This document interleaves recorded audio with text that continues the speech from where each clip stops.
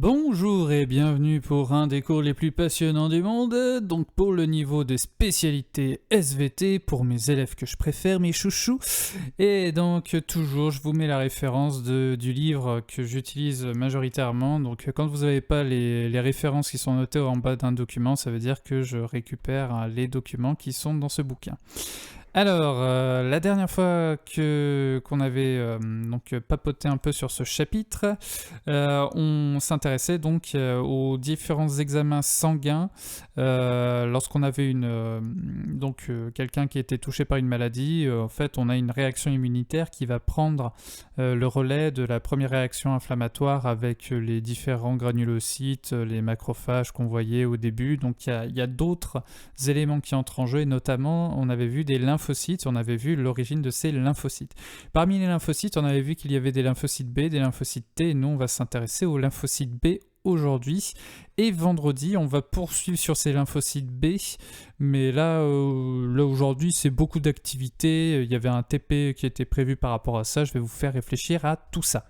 Alors, pour commencer, on va s'intéresser aux lymphocytes qui fabriquent des anticorps. Parce que ça, les anticorps, vous en avez tous entendu parler, surtout en ce moment. Donc la question, c'est d'où viennent ces fameux anticorps. On va voir tout ça aujourd'hui.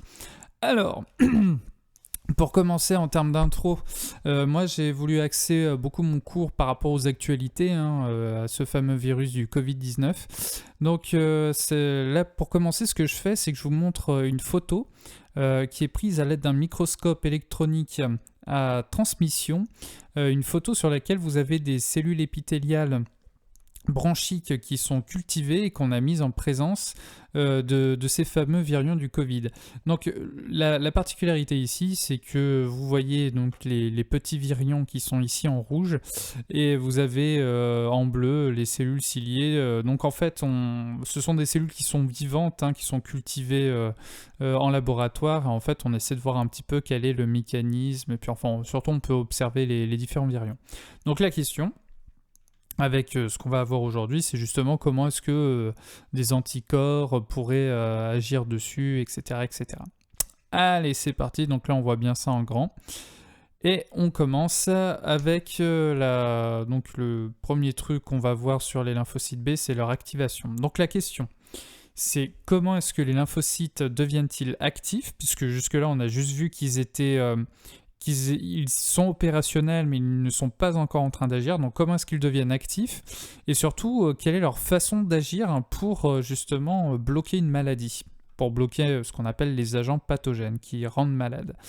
Alors, en activité, en premier truc que je voulais vous faire faire, c'était étudier les lymphocytes et voir les lignées que peuvent donner les lymphocytes B. Donc, je vous lis le texte. Donc, lorsque les lymphocytes B se lient avec leur récepteur B à un agent pathogène, ou sinon à des résidus d'agents pathogènes, ou sinon, pourquoi pas du poison ou truc, enfin des toxines, eh bien, on observe que ce lymphocyte B va entrer en mitose. Et parmi les cellules, donc on a en mitose, on a d'abord une cellule mère et après on va avoir deux cellules filles. Et en fait, sur les deux cellules, on va se rendre compte que d'un côté, on va avoir le lymphocyte B qui ressemble à la cellule mère et de l'autre côté, on va avoir un plasmocyte. Et là, le truc, c'est qu'est-ce que c'est qu'un plasmocyte ? Vous avez un document qui vous montre deux photos et j'ai fait en sorte de garder un peu la même échelle, comme ça vous voyez vraiment la différence de taille entre les deux types de cellules et aussi les différences de contenu.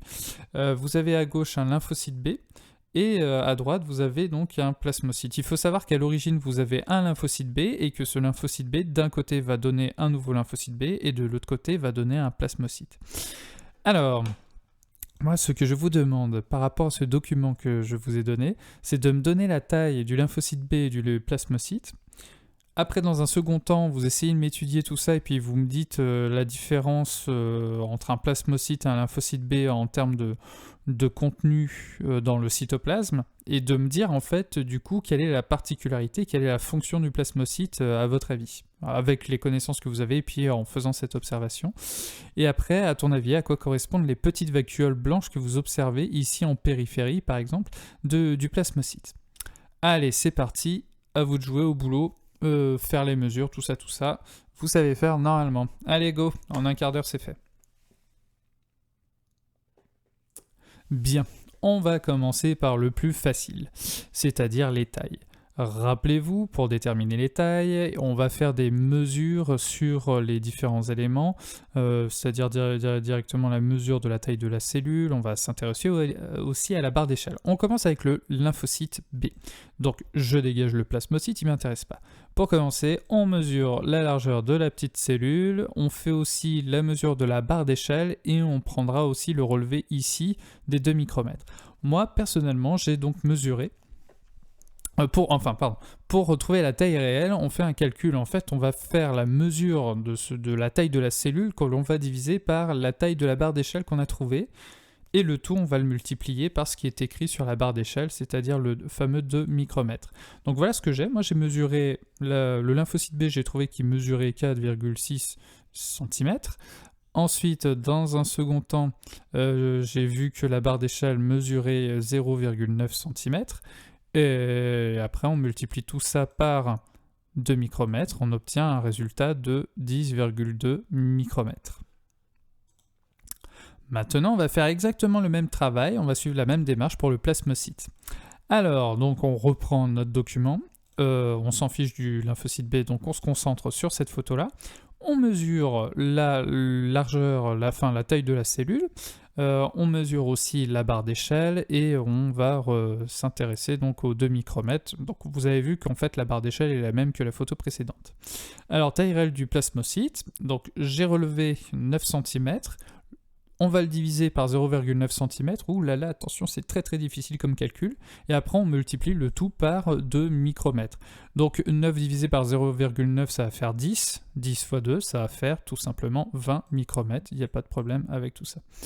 Alors, ensuite, on compare le contenu cytoplasmique. Et à partir de ça, on peut en déduire quelle est l'activité du plasmocyte.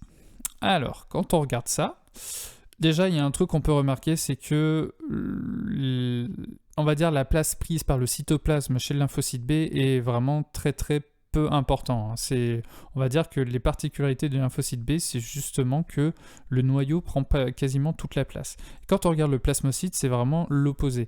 On va avoir un noyau qui va être un peu plus gros que chez le lymphocyte B, mais c'est assez marginal. Mais surtout, le truc le plus important, c'est qu'on se retrouve avec un énorme cytoplasme, et ce cytoplasme va être très riche en réticulum endoplasmique rugueux. Donc le réticulum, c'est toutes les crêtes que vous voyez là qui remplissent vraiment tout l'espace. Et c'est précisé qu'il y a des appareils de Golgi qui sont là aussi.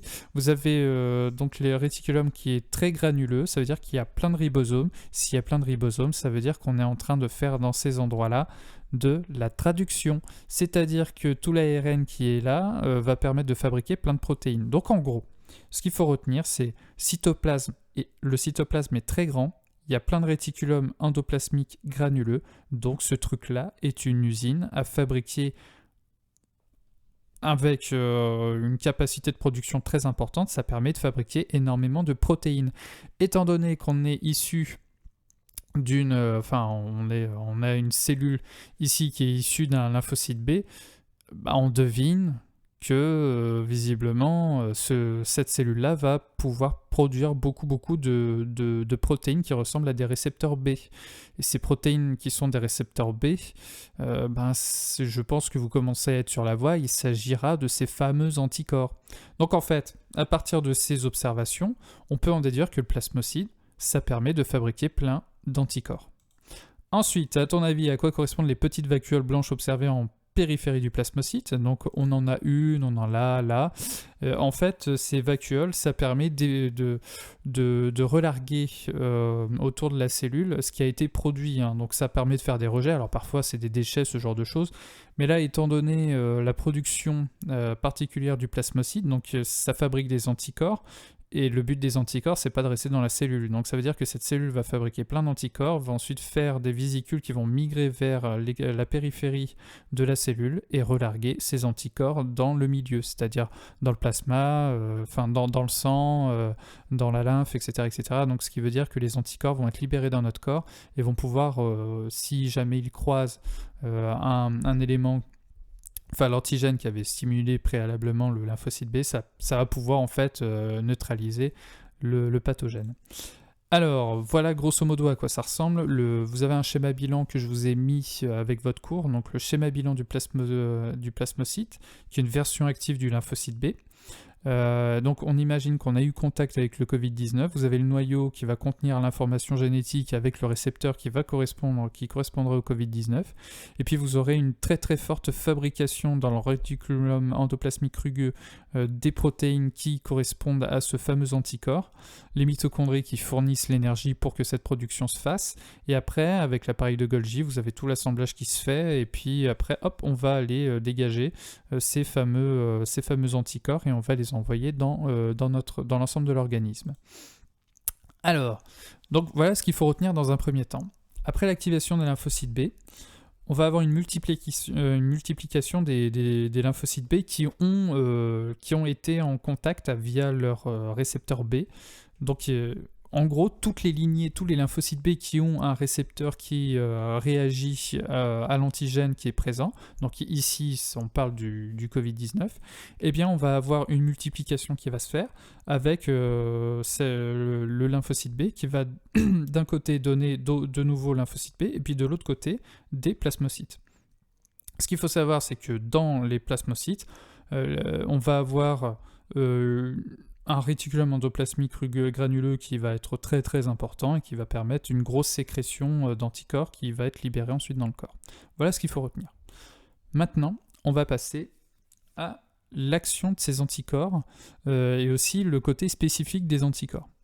Je vous ai donné donc ceci, un exercice type ECE. Je vous remets un petit peu dans le bain. Donc on sait que les plasmocytes, ça fait des anticorps. Donc quand je parle d'immunoglobulines, ce sont des protéines globulines, donc voilà, ce sont des protéines immunes du système immunitaire qu'on appelle anticorps. On sait que tous les plasmocytes qui sont issus d'une même lignée vont fabriquer le même type d'anticorps. C'est-à-dire s'il y a un lymphocyte B qui se divise et qui donne plein de plasmocytes, les anticorps qui vont être fabriqués par les plasmocytes seront le même que le lymphocyte B qui a été initialement stimulé. Donc là maintenant, ce qu'on cherche à se poser comme question, c'est dans le cas, et je pense que c'est quelque chose qui est assez contemporain, assez actuel, c'est si on veut savoir parmi certaines personnes, s'il y a des personnes qui sont capables de fabriquer des anticorps orientés contre le Covid-19, ça voudrait dire que si on regarde... En gros, là, ce qu'on essaie de voir, c'est... Pardon, je bégaye un peu. Là, ce qu'on essaie de voir, c'est de se dire, dans une population, quelles sont les personnes qui ont été en contact avec le virus. Voilà. Donc c'est pour ça qu'on va s'intéresser à leur sérum et puis essayer de chercher un petit peu quels sont les anticorps qui sont présents dans les sérums de différents patients. Alors, pour ce faire, je vous montre ceci. Donc vous avez primo une photo à gauche prise au microscope électronique à transmission d'un anticorps. Donc c'est hyper petit, hein. Vous avez eu la taille 25 nanomètres, c'est vraiment très petit. Et à droite, je vous ai repris la photo d'origine avec les virions du Covid-19 qui étaient présents. Et puis vous avez donc la taille du virion qui est un petit peu plus petit, on est plus aux alentours de 125 nanomètres. Donc c'est quand même, le virion en lui-même, il est quand même un peu plus gros. Et je vous ai précisé que en fait, l'antigène qui va être reconnu qui va correspondre aux anticorps, vous voyez qu'en fait un virion peut en posséder plusieurs fois le même antigène qui va être présent.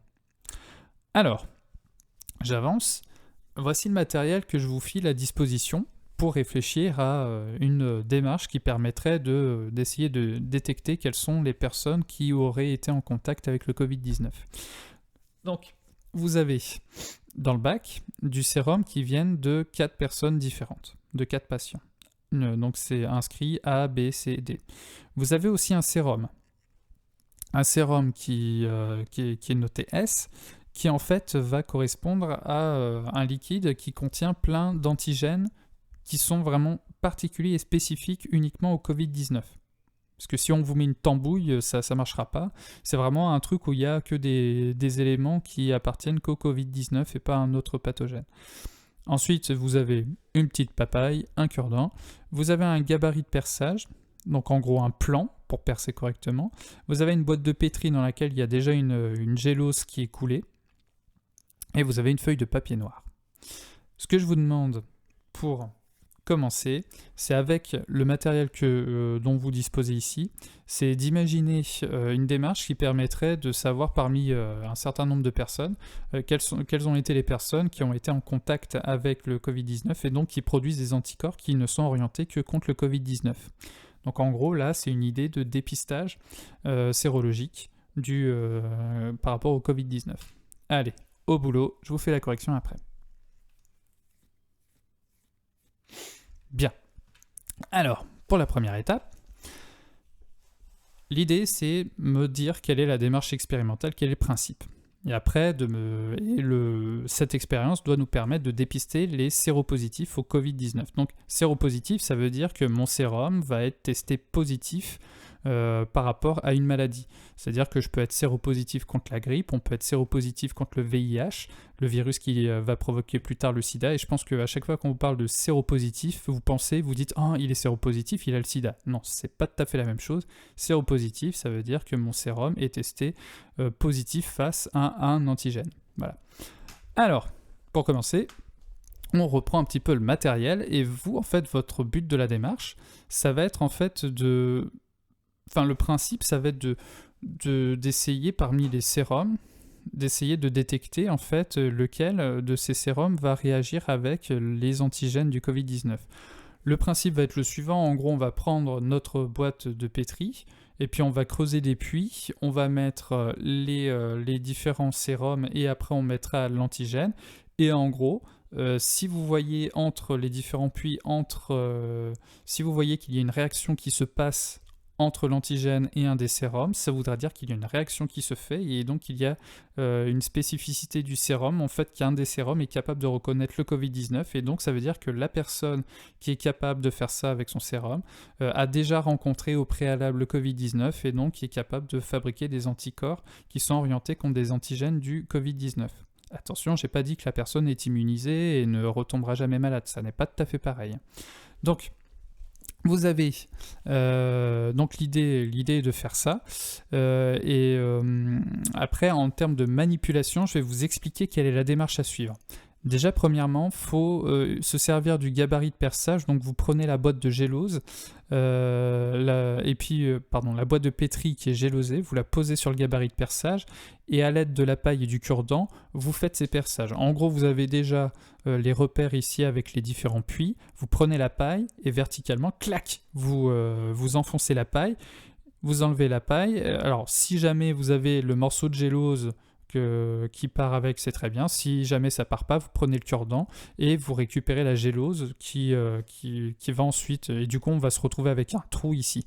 Vous faites ça pour les 5 trous, c'est-à-dire 4 trous pour les 4 patients et un trou central pour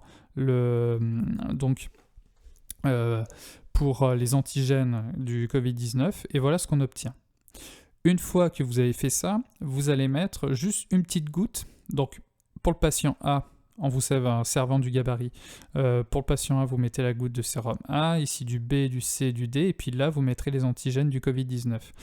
Donc vous servez de ça, vous le mettez dans votre petite boîte de pétri, et après vous transvasez, vous prenez à la fois la boîte de pétri que vous avez donc percée, plus le gabarit, et vous transposez tout ça au niveau de la feuille de papier noir. La raison est la suivante, c'est que s'il y a une réaction, vous allez avoir un élément blanc qui va apparaître. Donc le fait de mettre du papier noir en dessous, ça permet de mieux voir. Donc voilà, on a fini avec l'expérience à faire. Maintenant, on va passer au résultat.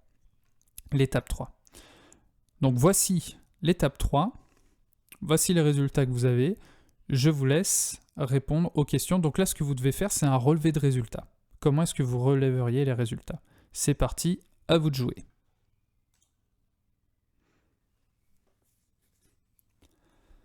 Bien, Alors, voici les résultats que vous avez. En gros, c'est surtout celui-là qui va nous intéresser, le témoin, c'est juste qu'on n'a pas mis... en gros, ça correspondrait aux différents sérums qu'on a mis des patients sans avoir mis l'antigène. Là, la particularité que vous pouvez mettre, en gros, là, c'est essayer de retranscrire cette photo-là et puis de le reproduire. Ce que vous pouvez faire tout simplement, c'est un schéma. À mon avis, ce serait plus intelligent de faire le schéma. Hein. Donc, vous mettez le titre, d'abord, schéma des résultats de l'expérience des tests sérologiques. Alors, avec un S, ce serait mieux. Voilà, désolé pour la petite faute. Et ensuite, on fait le dessin, on fait le schéma que voici. Donc j'ai représenté les différents puits, j'ai mis aussi en rouge l'endroit où on met les antigènes du Covid-19. Alors on enchaîne avec dépôt du sérum d'un patient, donc je vous mets la petite légende, dépôt des antigènes du Covid-19, et là, ici, je vous ai reporté la réaction, donc l'espèce de précipité blanc qui apparaît entre le puits où il y a les antigènes et le patient D. Alors, étape 4, il faut analyser maintenant. Donc, à vous de jouer, au boulot, vous m'analysez ces résultats. Qu'est-ce que ça veut dire tout ça ? Bien, alors vous avez ce résultat-là, vous devez me dire par écrit, je remarque que pour le patient D, on a une précipitation, on a une réaction qui se fait, alors que pour tous les autres patients, il n'y a rien du tout. Donc le truc que l'on peut dire, pour commencer, c'est que les patients A, B, C sont séronégatifs et le patient D est séropositif au Covid-19. Qu'est-ce que ça veut dire que tout ça ? Si vous voulez aller un petit peu plus en détail, vous pouvez dire que le sérum du patient D va contenir des anticorps qui sont capables de réagir avec les antigènes qui ont été mis au centre, c'est-à-dire les antigènes portés par le Covid-19. Comme il y a eu rencontre entre les deux, on a donc les anticorps qui sont accrochés aux antigènes. Vu que ça fait des ensembles un peu plus gros, des grosses molécules, bien ça va devenir visible. C'est-à-dire que ça va former des gros machins qui vont ensuite être assez nombreux et ça va précipiter, entre guillemets, ça va se cristalliser. Alors, c'est pas vraiment de ça, mais bon, c'est l'idée. C'est-à-dire qu'on va former des gros ensembles qui vont être plus opaques et qui vont devenir à l'œil nu. En revanche, à côté, les antigènes ont pu diffuser en direction de B, A et C. Simplement, il n'y a eu aucun anticorps qui a pu interagir avec et donc il n'y a aucune réaction visible. Donc, ce que l'on peut dire, étant donné que le patient D dans le sérum du patient D, on a des anticorps orientés contre le Covid-19, on peut dire que le patient D a donc des plasmocytes capables de fabriquer des anticorps qui vont donc pouvoir interagir avec le Covid-19. Donc on en déduit que le patient D a déjà rencontré le Covid-19 parce qu'il est capable de fabriquer des anticorps orientés contre le Covid-19. Et les trois autres, ils sont ce qu'on appelle naïfs, c'est-à-dire qu'ils n'ont pas encore rencontré le Covid-19. Voilà. Ensuite, quatrième activité, donc c'est la troisième activité du jour, à l'aide des 3 documents suivants, explique ce qu'il se passe au niveau de l'arc blanc qui est formé dans l'expérience précédente, donc c'est-à-dire là, vous m'expliquez ce qui se passe ici, et vous me dites en quoi cette réaction permet de lutter contre les micro-organismes pathogènes. En gros, en quoi est-ce que ça nous aide ? En quoi est-ce que ça aide notre système immunitaire ? Alors, vous avez 3 documents. Un premier qui nous parle du complexe IMA. En fait, le complexe IMA, c'est ce qu'on appelle le complexe antigène-anticorps. Ensuite, vous avez un deuxième document qui est un schéma explicatif de la phagocytose des complexes IMA qui sont formés. Donc là, vous avez un macrophage et puis là, vous avez une bactérie qui s'est faite neutraliser par des anticorps. Et dernièrement, vous avez un tableau. C'est une expérience qui est très simplifiée. Hein. J'ai fait un truc moi-même, j'ai bidouillé un truc pour que vous ayez une idée concrète de la chose. Donc en fait, on prend des souris, on fait une expérience témoin. En fait, dans les deux cas, on va injecter un pathogène qui est mortel, c'est-à-dire que si on fait rien, comme vous pouvez le voir ici, si on fait rien, on se contente de mettre le pathogène, les souris meurent forcément. En fait, on fait une expérience où on s'amuse à injecter en plus des anticorps qui sont orientés contre la maladie, les antigènes portés par la maladie mortelle qu'on a insérée. Ça peut être une maladie, hein, sinon ça peut être aussi une toxine comme un venin ou un truc comme ça peut marcher aussi. Donc vous avez les résultats qui sont là, et ça vous permet donc de conclure sur justement le rôle de ces fameux anticorps. C'est parti, à vous de jouer, à vous de m'analyser tout ça. Là c'est un truc qui est moins lourd que l'exercice précédent, en un quart d'heure ça doit être fait. Bien, allez on passe document par document. Là l'idée c'est de me dire ce qui se passe au niveau de l'arc blanc. Donc qu'est-ce qui se passe concrètement, et après dans un deuxième temps, en quoi cela permet de lutter contre les micro-organismes pathogènes. Déjà ici, pour cette première partie de la question, qu'est-ce qui se passe au niveau de l'arc blanc, c'est uniquement le premier document que vous allez utiliser. Et ensuite la deuxième question, ce sont les deux autres documents. Alors que se passe-t-il à ce niveau-là ? Il n'y a pas grand chose à dire, hein. En fait, si vous regardez cette photo prise en microscopie électronique à transmission, vous voyez qu'il y a cette configuration là qui correspond à l'antigène, et vous voyez que les antigènes vont être chopés par les petits anticorps qui se mettent entre. Et en fait, l'intérêt de l'anticorps, c'est qu'il va être capable de se connecter à deux antigènes différents. Et en fait, grâce à cette particularité-là, ça va permettre de faire des espèces d'amas où vous allez avoir oui, c'est ça, en fait, un amas d'antigènes. Donc les antigènes, ça peut être différents éléments, hein. Ça peut être carrément un virus, ça peut être une bactérie, etc., etc. Et en fait, le fait d'être attrapé par les anticorps, ça va permettre de bloquer l'action de l'antigène. Donc si c'est un virus, le virus ne pourra plus se promener tranquillement et aller en contact avec une cellule cible, fusionner avec pour ensuite l'envahir et se multiplier à l'intérieur. Ça ne sera plus possible parce que le virus sera complètement entouré par un anticorps, ça va bloquer son action. Donc voilà, c'est finalement le fameux truc que je vous disais, où en disant anticorps et antigène, ça se met ensemble et après ça va faire des espèces de gros pâtés et du coup ça va devenir visible. C'est exactement ce qui se passe ici. Donc entre ça et puis un truc où vous avez tout ça qui est assemblé comme un gros château de Lego, bah forcément ça c'est beaucoup plus gros et donc ça a plus de chances de devenir visible au niveau du fameux arc blanc qui se forme dans l'expérience précédente. Ensuite, en quoi est-ce que ça permet de lutter contre les micro-organismes ? Le document 2 vous montre que si vous avez une bactérie, un virus ou n'importe quoi qui est attrapé par les anticorps, vous allez avoir les macrophages qui vont être capables de reconnaître ce qu'on appelle la queue de l'anticorps, hein. C'est une partie qui est toujours la même, hein. C'est ce qu'on verra le vendredi prochain. Donc ce truc-là est reconnu. Donc le macrophage se dit « Hey, mais c'est un anticorps qui a attrapé quelque chose ». Donc qu'est-ce qu'il va faire ? Il va faire la phagocytose. En gros, il va dévorer ce que les anticorps ont réussi à bloquer. Donc ces récepteurs-là de fragments d'anticorps vont donc permettre de donner le signal au macrophage de faire la phagocytose. Donc en gros, ce macrophage va pouvoir tout simplement de faire la petite phagocytose de ce qui traîne un peu. Je vous ai mis en référence les vidéos d'une phagocytose, il y en a une autre que je vous ai mise ici, n'hésitez pas à aller taper les adresses sur internet, vous verrez, ça marche très bien. Je vous les montre pas en vidéo pour des causes de droit d'auteur, je peux avoir des soucis, ça peut m'annuler la vidéo ou quoi que ce soit, donc voilà. Je continue avec la dernière expérience. En quoi est-ce que ça nous prouve que ça aide le système immunitaire ? En sachant cela, on voit que si jamais je n'ai pas les anticorps qui sont présents, si j'ai une toxine qui est trop virulente ou une maladie qui est trop virulente, si je ne fais pas d'injection d'anticorps, la souris meurt. Par contre, si je fais l'injection des anticorps, ça va permettre de bloquer l'élément qui peut tuer la souris, mais en plus, si jamais... non seulement ça va bloquer, mais en plus vous allez avoir le système immunitaire qui va être aidé, parce que sans ça, le macrophage n'aurait pas été aussi rapide pour reconnaître les bactéries, les virus ou alors les toxines qui se promènent dans l'organisme, et donc le macrophage va pouvoir tranquillement donc éliminer tous les éléments qui sont mortels. Donc voilà. Je m'arrête là avec un dernier bilan disant que les anticorps sécrétés sont capables de neutraliser un antigène. Grande variété, hein, ça peut être une toxine, bactérie, virus, parasite, et en formant un complexe humain qui en fait est le complexe antigène-anticorps ou antigène-immunoglobuline, hein, c'est la même chose. Donc cette liaison est spécifique, c'est-à-dire qu'un anticorps ne va être orienté que contre un seul type d'antigène.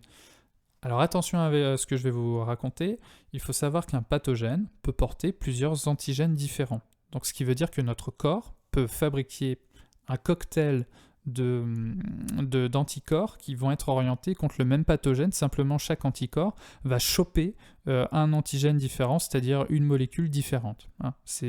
Faut voir la nuance. En revanche, ça veut dire que si vous avez un antigène qui est porté que par un seul pathogène, imaginons qu'il y ait un truc qui soit porté que par le Covid-19, eh bien ça veut dire que cet anticorps ne pourra choper ne pourra interagir que avec le Covid-19. Donc en fait, c'est tout l'idée au début des recherches, quand on essayait de... ce qu'on voit depuis 2 mois avec les différents tests sérologiques, etc., c'est avoir des tests qui soient vraiment efficaces, qui s'orientent vraiment que toutes les souches de Covid-19 portent cet antigène-là et que l'anticorps qui nous intéresse soit vraiment efficace et que si quelqu'un a ce truc-là, on se dit que, sans se tromper, que cette personne-là a bien rencontré le Covid-19. Donc c'est un petit peu là-dessus que ça coince un peu, mais bon, bref. Donc, cette liaison est spécifique, un plasmocyte ne sécrétera qu'un seul type d'anticorps, il ne va pas se mettre à sécréter un autre type de truc. En revanche, il y a un phénomène qui se passera, on le verra dans le prochain cours, c'est qu'on peut avoir une espèce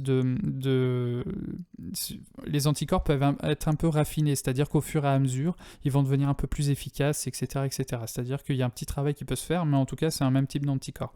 Hein, on va pas trop compliquer la chose, on va dire ça.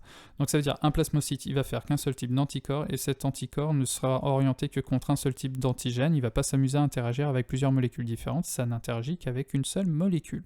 Voilà. Donc voilà, je vais arrêter le cours pour aujourd'hui. Hein. C'est quand même une demi-heure de vidéo. Vous avez eu 3 exercices à faire, c'était quand même assez costaud. Surtout, j'espère que vous avez bien compris cette notion d'anticorps orienté que contre un seul antigène, et du coup de comprendre un petit peu cette histoire de test sérologique qu'on peut faire vis-à-vis d'un pathogène. Donc notamment, là, en ce moment, ce qui nous intéresse, c'est forcément le Covid-19. Voilà, j'espère que vous avez bien saisi toutes les choses, que vous arrivez à bien faire les différents exercices que je vous ai proposés. Allez, prenez soin de vous, à tout bientôt, ciao ciao!